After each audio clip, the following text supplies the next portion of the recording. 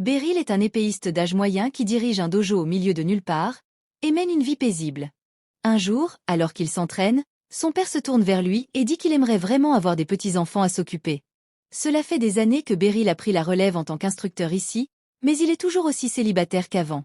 Beryl répond qu'il a été trop occupé par le dojo familial pour penser à avoir des enfants, mais son père insiste pour qu'il fasse au moins un effort. Il suggère même à Beryl d'élever une de ses élèves pour qu'il puisse se marier, mais pour des raisons éthiques, Beryl refuse. Ce dojo appartient à la famille de Beryl depuis des générations, et il travaille consciencieusement comme instructeur depuis qu'il a repris le flambeau de son père. Autrefois, il rêvait de grandes choses, comme devenir un maître épéiste renommé. Mais bien qu'il soit sans doute meilleur que la moyenne, il ne pense pas mériter le titre de maître épéiste. Cela dit, il se considère comme un bon professeur, car beaucoup de ses élèves sont devenus des épéistes accomplis après avoir obtenu leur diplôme. Une fois l'entraînement terminé pour la journée, Beryl rentre chez lui pour dîner avec ses parents. Mais son père continue d'insister pour qu'il se marie. Le père de Beryl essaie de convaincre sa femme de faire pression sur leur fils pour qu'il trouve une épouse, mais elle répond que ces choses prennent du temps et qu'il ne faut pas le bousculer. Cependant, elle s'attend tout de même à ce que Beryl lui donne un petit enfant. Beryl s'étouffe un peu avec sa nourriture. C'est plus facile à dire qu'à faire, surtout qu'il n'a même pas de petite amie. Une jolie fille ne va pas simplement frapper à sa porte. Quelques secondes plus tard, on frappe à la porte, et Beryl l'ouvre pour trouver une jolie fille devant lui. Elle le salue comme son maître. Après l'avoir regardée de plus près, Beryl réalise qu'il s'agit d'une de ses anciennes élèves, Alucia Citrus. Beryl l'invite à entrer et lui offre une tasse de thé pour discuter. Il se souvient qu'Alucia était une élève douée à l'époque, mais il n'aurait jamais imaginé qu'elle deviendrait commandante de l'ordre des Chevaliers Royaux. Quoi qu'il en soit, Beryl lui demande pourquoi elle est venue. Alucia explique qu'une partie de ses devoirs en tant que commandante est de former les nouvelles recrues, alors elle a recommandé Beryl comme instructeur spécial en escrime. Elle a même obtenu que ce soit approuvé par ordre impérial, alors elle est venue annoncer la bonne nouvelle. Beryl n'a jamais demandé à devenir instructeur impérial, alors il envisage de refuser. Mais son père lui dit qu'on peut être exécuté pour avoir désobéi à un ordre impérial, alors il ne peut pas l'ignorer. Alucia rassure Beryl en disant qu'il ne sera pas tué s'il refuse, mais qu'il subira probablement de graves conséquences, alors il ferait mieux d'accepter. Elle a déjà un carrosse qui les attend pour les emmener à la capitale, alors ils peuvent partir maintenant. Demain, elle lui donnera les détails de son nouveau travail. Beryl n'en revient pas qu'Alucia s'attende à ce qu'ils partent tout de suite, mais son père est déjà d'accord avec l'idée. Il lui souhaite bonne chance et lui dit de trouver une femme pendant qu'il sera à la capitale. D'ailleurs, il ajoute qu'Alucia ferait une excellente épouse pour Beryl. Ce dernier lui demande d'arrêter de dire des choses pareilles, parce que ça met Alucia mal à l'aise. L'écart d'âge est bien trop grand pour qu'ils forment un couple. Mais Alucia murmure qu'elle ne serait pas contre. Quoi qu'il en soit, Beryl ne veut pas découvrir quelles sont ses graves conséquences, alors il accepte l'offre et accompagne Alucia à la capitale. Pendant qu'ils sont dans le carrosse, Beryl remarque qu'Alucia utilise toujours l'épée qu'il lui a offerte. C'est une épée que Beryl donne à tous les élèves diplômés de son dojo, et Alucia a pris grand soin de la sienne depuis qu'il la lui a donnée. Beryl est content de voir qu'elle accorde tant de valeur à son cadeau, mais il ne pense pas que cette épée soit assez bonne pour une commandante comme elle. Il dit qu'elle pourrait trouver mieux chez n'importe quel forgeron. Mais Alucia répond que cette épée est parfaite pour elle. Beryl suppose qu'elle doit être si attachée à cette épée parce qu'en tant qu'ancien maître, elle croit encore que tout ce qui vient de lui est supérieur. Mais il n'est qu'un épéiste ordinaire, alors il ne pourrait jamais être à la hauteur en tant qu'instructeur spécial. C'est alors qu'Alucia prend la parole et dit qu'elle est ravie que le maître épéiste campagnard vienne enfin à la capitale. Beryl ne sait pas de qui elle parle, car il n'est pas un campagnard, et il n'est certainement pas un maître épéiste. Mais elle lui dit qu'il est bien connu dans le monde de l'escrime. Il a formé des dizaines d'élèves qui sont devenus des épéistes et des aventuriers légendaires. Alors, il est un peu une légende vivante, même si elle n'est pas contente du surnom qu'il a reçu. Beryl trouve l'histoire intéressante, mais il est convaincu qu'Alucia est la seule à le considérer comme un maître épéiste. Bientôt, ils arrivent à la capitale royale. Alors, Alucia dépose Beryl dans une auberge pour qu'il puisse se reposer, et elle dit qu'elle viendra le chercher demain matin. Le lendemain, Alucia emmène Beryl au château et le présente à l'ordre des chevaliers. Elle informe toutes les recrues que Beryl est si fort qu'elle-même ne pourrait pas rivaliser avec lui. Elle devrait donc être honorée d'avoir un homme si compétent comme professeur. Cependant, quelques chevaliers ne pensent pas que Beryl mérite une position si élevée, et l'un d'eux est particulièrement mécontent de cette situation. Peu après, Beryl discute avec Alucia dans les couloirs. Elle le félicite pour être officiellement devenu instructeur spécial. Elle lui dit qu'il n'aura besoin de venir entraîner les recrues que 3 ou 4 fois par mois, alors cela ne devrait pas trop interférer avec ses leçons habituelles au dojo. C'est alors qu'une fille arrive en courant vers Beryl, tellement excitée de revoir son maître qu'elle peut à peine se contenir. Elle s'appelle Kuruni, et c'était une élève du dojo de Beryl il y a 2 ans. Il se souvient que son rêve était d'intégrer l'ordre des chevaliers, alors il est content de voir qu'elle a réussi. Bien que Kuruni ne soit encore qu'une stagiaire, elle a encore beaucoup de travail avant de devenir une vraie chevalière. Cela dit, elle est heureuse de s'entraîner à nouveau sous la direction de Beryl, et c'est la même chose pour Alucia. Plus tard dans la journée, Beryl retourne chez lui. Mais en ouvrant la porte, il découvre qu'un autre de ses élèves est venu lui rendre visite. Il s'appelle Randri, et il est venu présenter à Beryl sa femme et son nouveau-né. Beryl est heureux de voir que Randri se porte bien, mais son père l'interrompt et dit que Beryl ne devrait pas revenir à la maison tant qu'il n'aura pas une femme et un enfant, comme Randri. En parlant de Randri, après avoir obtenu son diplôme du dojo de Beryl, il est devenu un aventurier de rang platine. Mais maintenant qu'il a un enfant, il veut prendre sa retraite et retourner vivre au village. Le rang platine est assez difficile à atteindre, alors Beryl est surpris que Randri soit prêt à y renoncer si facilement. Mais d'un autre côté, être aventurier est un travail dangereux, alors il ne veut probablement pas prendre de risques maintenant qu'il a un enfant à charge. Pendant qu'il est là, Randri promet de faire de son mieux pour diriger le dojo.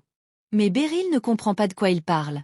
Le père de Beryl lui explique que, puisque Randri est assez compétent, il peut reprendre le rôle d'instructeur du dojo. Ce qui signifie que Beryl n'aura plus besoin de rester ici. Alors, son père le met à la porte, même si Beryl est propriétaire de cette maison.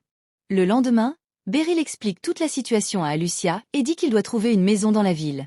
L'auberge où il a dormi hier était un peu trop luxueuse pour y rester définitivement, alors il veut trouver un endroit plus abordable.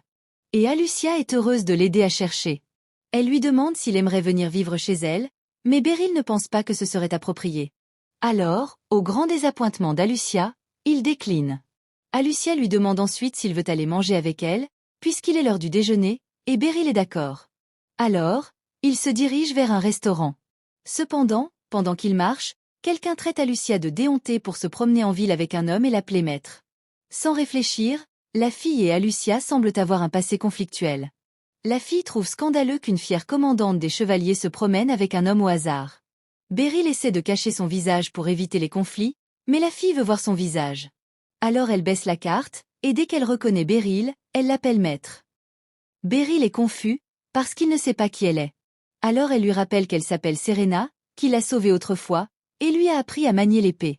Beryl met un moment à s'en souvenir, mais il finit par se rappeler avoir trouvé une fille blessée, il y a 20 ans. Il l'avait recueillie et soignée, avant de lui apprendre à se battre. Mais il ne l'avait pas revue depuis plus de 10 ans. Alors il est agréablement surpris de voir qu'elle est devenue une aventurière de rang noir. Serena s'excuse de ne pas avoir rendu visite à Beryl toutes ces années. Mais elle est aussi curieuse de savoir pourquoi il est soudainement dans la capitale royale. Alucia explique que Beryl a été nommé instructeur spécial pour l'ordre des chevaliers, alors il déménage à la capitale. Et elle est là pour l'aider à trouver une auberge adaptée. Cependant, Serena dit qu'elle serait bien meilleure pour trouver un logement, car en tant qu'aventurière, elle a l'habitude des auberges. Serena et Alucia commencent à se disputer pour savoir qui accompagnera Beryl dans sa recherche de logement. Beryl, lui, ne comprend pas pourquoi elle se déteste autant. Mais avec leur aide, il finit par trouver une auberge qui lui convient. Il les remercie toutes les deux pour leur aide, mais leur demande d'arrêter de se disputer pour lui, car il ne supporte plus cela. Par respect pour Beryl, elles arrêtent de se disputer et rentrent chez elles, en silence. Beryl les regarde depuis une fenêtre et, bien qu'il ne puisse pas dire qu'il appréciera toute l'agitation de la vie en ville, il trouve agréable d'avoir autant de ses élèves autour de lui pour s'occuper de lui. Le lendemain, l'ordre des chevaliers s'entraîne comme d'habitude, et le vice-commandant Rambry domine absolument tous les autres avec son talent. Après avoir vaincu son partenaire d'entraînement, Alucia fait une annonce soudaine. Il y a un changement d'emploi du temps. Au lieu d'une fois par semaine, Beryl commencera à les instruire à partir d'aujourd'hui. Alors, elle s'attend à ce qu'ils travaillent plus dur que jamais. Beryl leur dit qu'il est heureux d'être là. Mais avant qu'il ne puisse commencer sa première leçon, Ambry s'approche et dit qu'il a quelque chose à dire. Pour être instructeur spécial de l'ordre des chevaliers, Beryl doit posséder un certain niveau de force. Alors, il le met au défi en duel. Ambry n'essaie pas d'être irrespectueux, il veut simplement s'assurer que Beryl est à la hauteur. Et en tant que vice-commandant, il est dans son droit de demander un duel. Alucia accepte. Beryl aimerait vraiment qu'elle arrête de dire oui à sa place. Mais puisqu'il a été défié, il n'a d'autre choix que de se préparer pour le duel. Ambry est convaincu qu'Alucia pense autant de bien de Beryl seulement parce qu'il était son instructeur quand elle était enfant. Mais cela ne signifie pas que Beryl est fait pour être instructeur spécial de l'ordre des chevaliers. Alors, Ambry va le prouver en le battant. Beryl est d'accord avec Ambry, il ne pense pas être à la hauteur. Mais ce serait mauvais pour Alucia si l'homme qu'elle a recommandé perdait facilement. Alors, il décide de faire de son mieux contre Ambry. Le duel commence et Ambry charge pour attaquer Beryl. Beryl commence à parer les attaques, impressionné par la puissance et la vitesse de Ambry. Mais il sait que s'il peut dévier l'une des frappes parfaitement, cela laissera Ambry à découvert, et il pourra contre-attaquer. C'est exactement ce qu'il fait. Ambry reste sans voix, car dans un vrai combat, il serait mort à cet instant. Cela compte comme un point pour Beryl. Ils retournent à leur position de départ, et Ambry recommence à attaquer. Beryl ne peut toujours pas croire à quel point Ambry est fort, mais tous ses mouvements sont prévisibles, alors il a pu les parer assez facilement. Ambry réalise qu'il ne touchera pas Beryl s'il ne donne pas tout. Alors, il utilise sa technique signature pour attaquer. La technique de la lame rugissante a tant de puissance qu'elle ne peut être bloquée ou parée. Il n'y a donc aucun moyen pour Beryl de gagner ici. Cependant, après que Ambry a brandi son épée, Beryl disparaît, et réapparaît derrière lui, son épée près du cou d'Ambry. Avec cela, Beryl a officiellement gagné le duel. Ambry n'est même pas en colère. Il est simplement impressionné par la technique que Beryl vient de montrer. Il s'excuse pour avoir été si impoli plus tôt. Plus tard, Ambry organise une fête pour accueillir Beryl en tant que nouvel instructeur, mais il veut vraiment savoir comment Beryl a réussi à contrer son mouvement signature. Beryl explique qu'il a simplement bougé en synchronisation avec la rotation de Ambry, ce qui l'a amené derrière lui, mais c'est beaucoup plus difficile à faire qu'il ne le laisse entendre. Quoi qu'il en soit, Ambry a hâte de s'entraîner sous la direction de Beryl, tout comme les autres. Une semaine s'est écoulée depuis que Beryl est devenu instructeur ici, alors que deux des chevaliers s'entraînent ensemble, il vient leur donner quelques conseils. Il a observé leur façon de combattre et leur maniement de l'épée est correct, mais il pense qu'ils doivent travailler leur distance. Il leur montre que si l'on se concentre trop sur l'épée de son adversaire, celui-ci peut se rapprocher sans que l'on s'en aperçoive. Cela n'a l'air de rien, mais dans un vrai combat à l'épée, un demi-pas de distance peut faire la différence entre la victoire et la défaite. Beryl pensait qu'il ne faisait que donner un conseil de base à ses élèves, mais à la façon dont tout le monde le regarde, on pourrait croire qu'il vient de cracher les meilleures barres de tous les temps. Depuis le duel entre Beryl et Amblitz, les chevaliers considèrent chaque parole de Beryl comme parole d'évangile, et Beryl doit admettre que cela lui facilite grandement la tâche. Une fois l'entraînement terminé, Beryl s'assoit pour se détendre et Amblitz lui tend une serviette pour essuyer sa sueur. Quelques minutes plus tard, Kuruni s'approche de Beryl et lui demande s'il a des projets pour la suite. Beryl n'avait pas vraiment l'intention de faire quoi que ce soit, alors quand Uruni lui demande s'il aimerait qu'elle lui fasse visiter la ville, il accepte. Maintenant qu'il y pense, il n'a pas encore eu l'occasion de voir grand-chose à Boltrin. Kuruni part en courant se changer.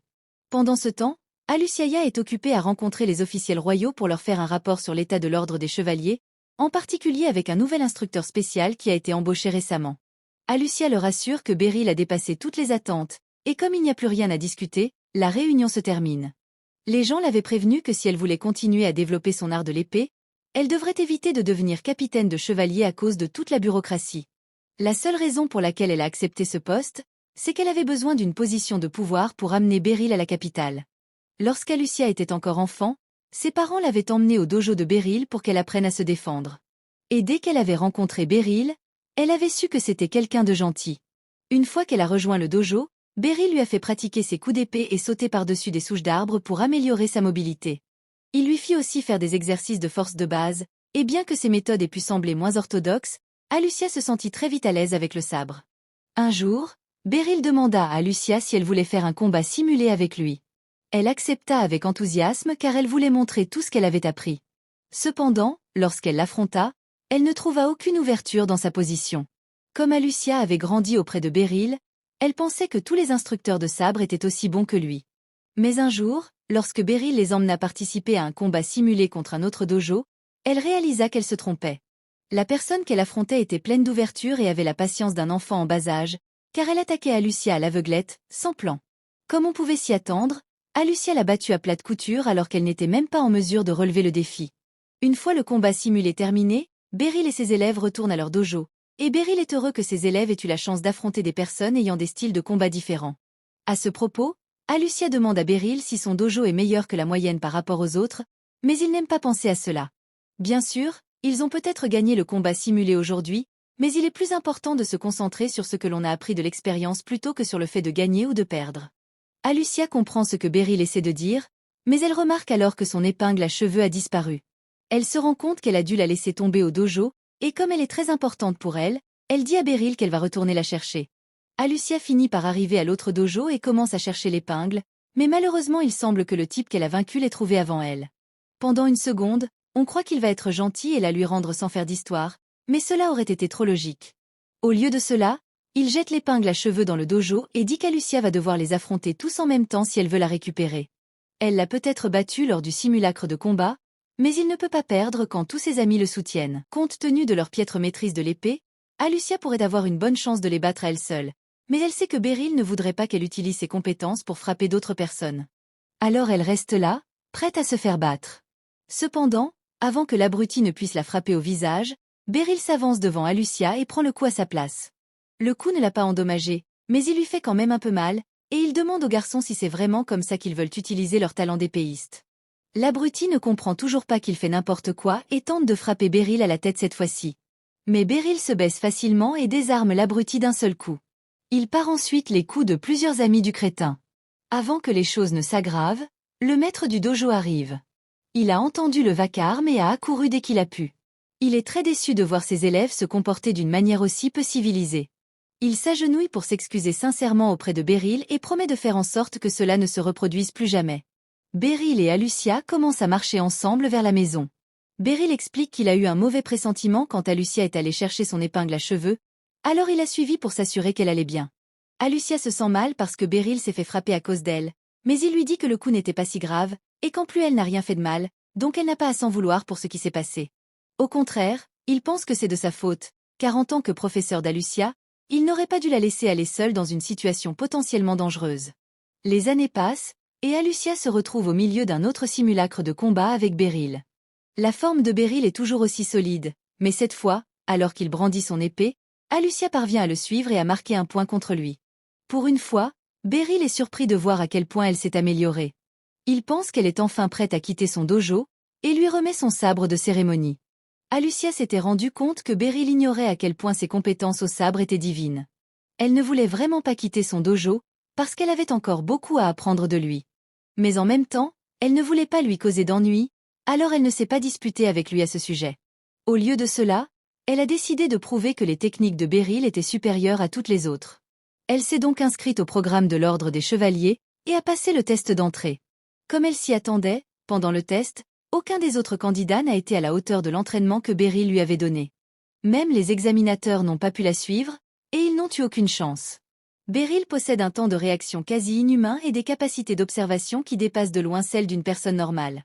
Il ne fait donc aucun doute, pour Alucia, que Beryl est le plus grand épéiste du monde.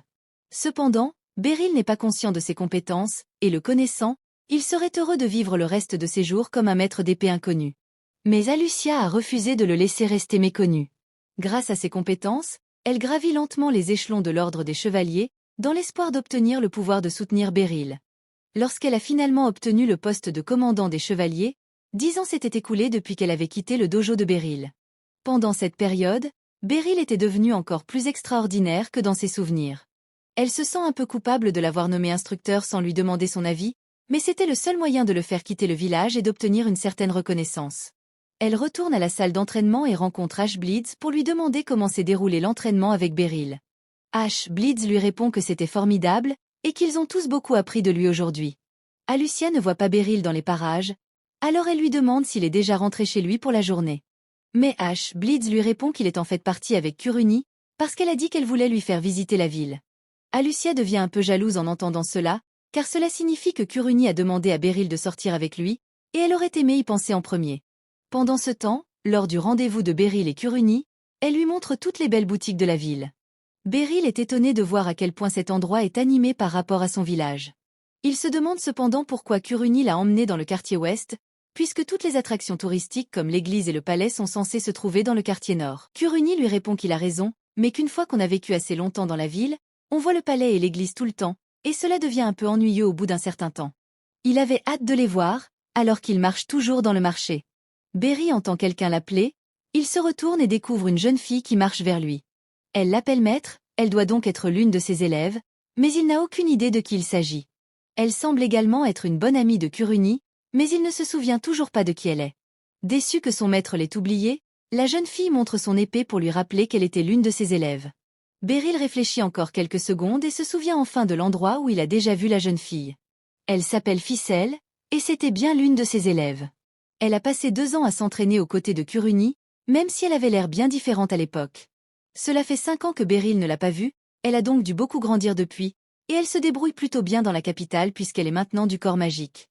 Beryl est heureux d'apprendre qu'elle se débrouille bien, mais il est un peu surpris qu'elle ait rejoint le corps magique, car il ne se souvient pas lui avoir appris quoi que ce soit sur la magie. Kuruni demande à Ficelle si elle est venue faire des achats, elle lui explique qu'elle est venue acheter des accessoires magiques.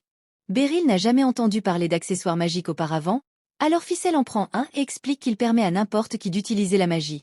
Bien qu'elle soit capable d'utiliser la magie sans aucun accessoire, Beryl est surpris que Ficelle puisse vraiment utiliser la magie toute seule. Mais d'un autre côté, elle a dit qu'elle faisait partie du corps magique, donc c'est logique. À ce moment-là, Beryl entend une femme crier parce qu'on lui a volé son sac à main. Dès qu'il s'en aperçoit, Beryl s'apprête à poursuivre le type, mais avant qu'il ne fasse quoi que ce soit, Ficelle lui dit qu'il peut laisser ça à elle. Elle dégaine alors son épée et la recouvre de magie avant de la trancher en direction du voleur. Son coup libère une décharge d'énergie magique qui attache les jambes du voleur, et une fois qu'il a touché le sol, Kuruni l'appréhende. Beryl est impressionné par la façon dont il gère la situation, en particulier par la magie de Ficelle, car il n'a jamais rien vu de tel auparavant. Ficelle explique qu'elle recouvre l'épée de magie chaque fois qu'elle se bat, et que l'entraînement de Beryl est très utile pour adapter la magie au combat. Elle est donc reconnaissante, et Beryl est également reconnaissant que Ficelle utilise encore toutes les techniques qu'il lui a enseignées. Le lendemain matin, Beryl se lève tôt pour aller se promener dans la ville, mais pendant qu'il marche, il entend quelqu'un l'appeler par son nom. Il se retourne et découvre une petite fille qui se tient là. Alors, il lui demande si elle s'est perdue. La petite fille lui reproche de la traiter comme une enfant parce qu'elle est la chef du corps de magie, mais Beryl pense que la petite fille ne fait que jouer, alors il ne la croit pas. La jeune fille commence à être frustrée par le fait que Beryl ne la croit pas, alors elle démontre son pouvoir en faisant jaillir une énorme boule de feu de son doigt. Beryl finit par croire qu'elle fait partie du corps des magiciens, mais il est surpris qu'une si petite fille puisse utiliser la magie de la sorte. Elle lui dit d'arrêter de l'appeler petite fille, qu'elle s'appelle Lucie, et qu'elle est une adulte à part entière. D'accord, le terme adulte est peut-être un peu exagéré, mais elle est beaucoup plus âgée que Beryl et elle ne tolérera pas qu'il la traite comme une enfant. Ficelle lui a parlé de Beryl et de son extraordinaire personnalité, alors elle a voulu le rencontrer en personne. Elle est persuadée que Beryl doit être un excellent professeur, car l'habileté de Ficelle à l'épée est exceptionnelle. Mais Beryl affirme que le succès de Ficelle est dû à son propre travail et qu'il n'a fait que lui enseigner les rudiments du métier. Beryl s'est promené avec Lucie par politesse, mais elle finit par l'entraîner dans une zone très ouverte et n'importe quel joueur peut deviner où cela mène. Lucie est très attachée à sa magie et s'entraîne tous les jours pour s'améliorer autant que possible. Cependant, elle n'a personne avec qui s'entraîner, mais comme Beryl est un maître d'épée légendaire, elle pense qu'il sera un bon défi pour elle. Avant même que Beryl ne puisse répondre, elle tente de le frapper avec un jet de feu, mais il saute en arrière pour l'esquiver à temps. Beryl aurait préféré éviter de se battre, mais vu la façon dont Lucie le fixe, il semble qu'elle ne le laissera pas partir tant qu'il ne lui aura pas livré un vrai combat. Alors, il dégaine son épée et s'apprête à l'affronter. C'est ainsi que se termine l'épisode 2. Abonnez-vous pour ne pas manquer la suite.